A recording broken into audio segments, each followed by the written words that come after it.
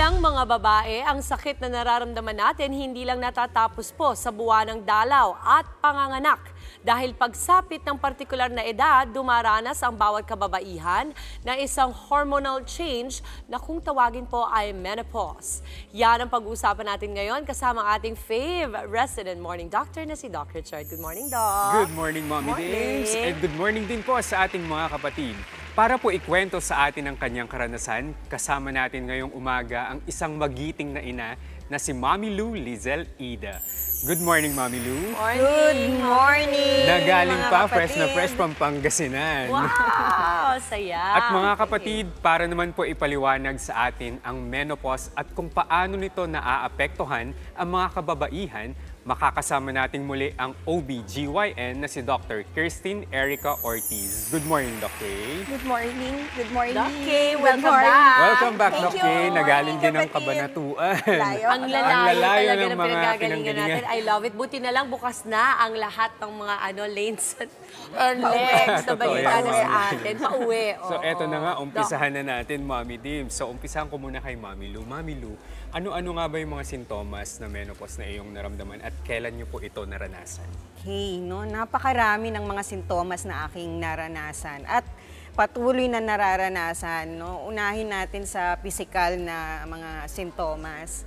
Ang una kong napansin ay nagkaroon na ako ng irregular na period. May mga times na mahaba yung mga araw na meron akong period. May times din na mas maiksi na. May mga pagkakataon din na marami, no? Or heavy yung flow. Meron ding times na parang ano na lang, patak-patak na lang. Other than that, nagkaroon din ako ng frozen shoulder. Umabot ito ng mahigit ng 2 taon. At talagang nahirapan ako sa aking mga gawain pang araw-araw. Nag-dry din yung aking skin, yung aking scalp, pagnipis ng aking buhok.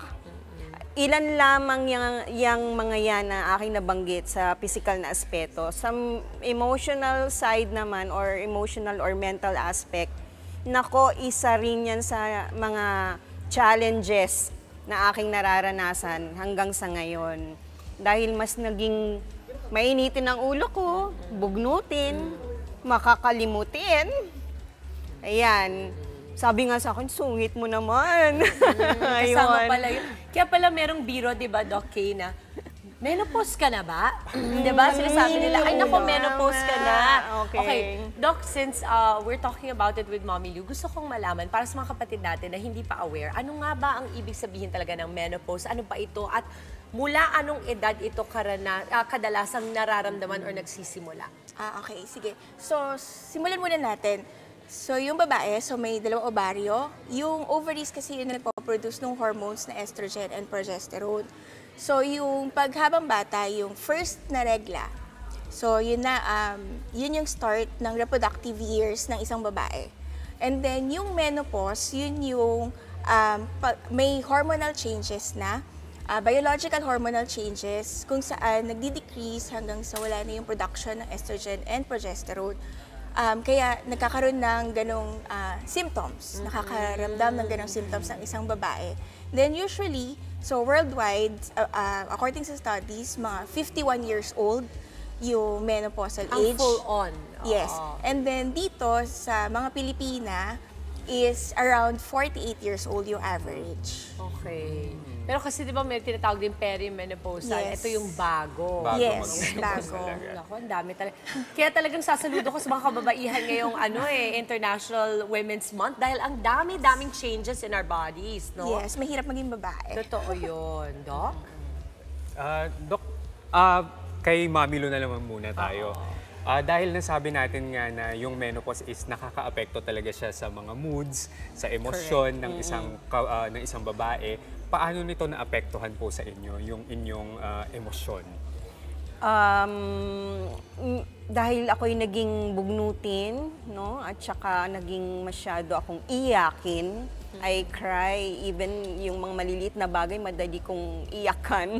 Kumbaga parang naging sensitive ka, no? Yes, that's true. Kaya affected talaga yung mga kasama ko sa bahay. Kasi syempre nakikita nila yung changes sa akin and hindi ako yon. Pero I tried explaining it to them na pagpasensyahan niyo ako dahil hindi ko naman ginusto na ganito yung aking pakiramdam sa ngayon. I hope na iintindihin niyo pa rin ako kung nakikita niyo yan halos araw-araw sa aming, interaction, yung aming daily interaction. Pero Doc Kay, tanungin lang din naman kita, meron ba tayong mga natural na pamamaraan para, o kaya medical na options para mabawasan yung mga sintomas ng pagkakaroon ng menopause? Okay, so yung sa natural ways, so as usual, lagi sinasabi natin, healthy lifestyle. So healthy, balanced diet, tapos yung lifestyle, regular exercise, regular physical activity. For sa medical naman, so yung perimenopausal stage, yun kasi yung transition stage before yung talagang menopause na. So yun din yung tinatawag namin na window of opportunity or yung period of vulnerability sa babae. So dun yung pinakamaganda na start ng treatment. So which is yung hormonal replacement therapy. Yes. Okay, Doc, since you already mentioned yung hormone replacement therapy or HRT, ano nga ba ito? Nakakatulong ba talaga ito sa mga babaeng going through menopause and how does it help them? At kanino to pwedeng mairekomenda? Okay, so yung hormonal replacement therapy or yung menopausal hormone therapy, binibigay siya during perimenopausal stage. Dun sa mga patients na yung may symptoms na ganyan, yung nakaka-apekto na sa everyday life. And then, yun kasi, di ba, pag menopause, bumababa na yung production ng hormones. So, as the name na replacement, yung medical na therapy is yung hormones yung binibigay sa patients. So, na-address niya yung symptoms, pero yung treatment or yung therapy, case-to-case basis. Right. So, hindi lahat ng basta may ganitong symptoms, pwede siya. Kasi meron siya din yung risk pag nag-start ka ng hormone therapy. Yun. Ako gusto ko lang siguro sabihin dito, Doc, maganda na pag-uusapan natin para yung mga pamilya din natin nakakasuporta sa atin, lalong-lalo na pag may pinagdadaanan tayo. Hindi tayo nababansagan na, uy, magiging oversensitive ka na or OA ka na or tumatanda ka na.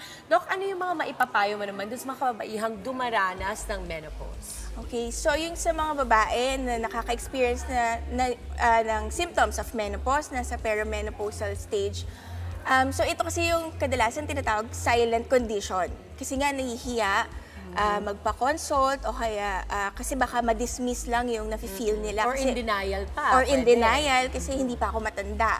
Pero ang is seek consult and then better na yung early pa lang, yung wala pa siya dun sa symptom, yung wala pa siyang symptoms, healthy lifestyle na, and then yung pag-aalaga sa sarili. And then, kanina na nag-usap kami ni Mami Lou, meron yung parang support group. Nice. So, makakatulong din kasi siya for your mental health.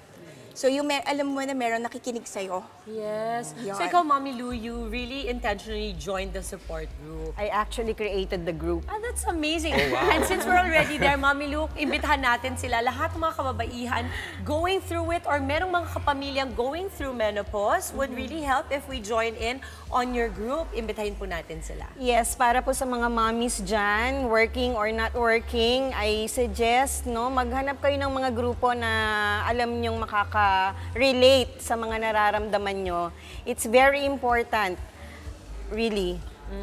Anong group ito, Mami? Ayan, pag-usapan Yes, natin. ang pangalan po ng group natin ay Usapang Perimenopause and Menopause. I love it. Ipa-follow ko yan kasi feeling ko talaga candidate ako. Doc Kay, ikaw, do you have any socials? Yes. You can visit me, so malayo man, sa Ortiz Women's Clinic in Cabanatuan. And you can follow my Facebook account, Facebook page, Doc K Ortiz-OBGYN. Ayan. Maraming salamat, Mommy Lou. Doc Kay, welcome back again at maraming salamat. Always come back. Feel free. And syempre, Doc Richard, maraming salamat. Mga kapatid, Dimples Romana po, kumpletuhin ang inyong umaga ng mga kwentong puno ng inspirasyon. Salubungin po ang bawat araw ng may ngiti at pag-asa. Kaya't mag-subscribe na po at mag-follow na sa aming social media pages ng News 5.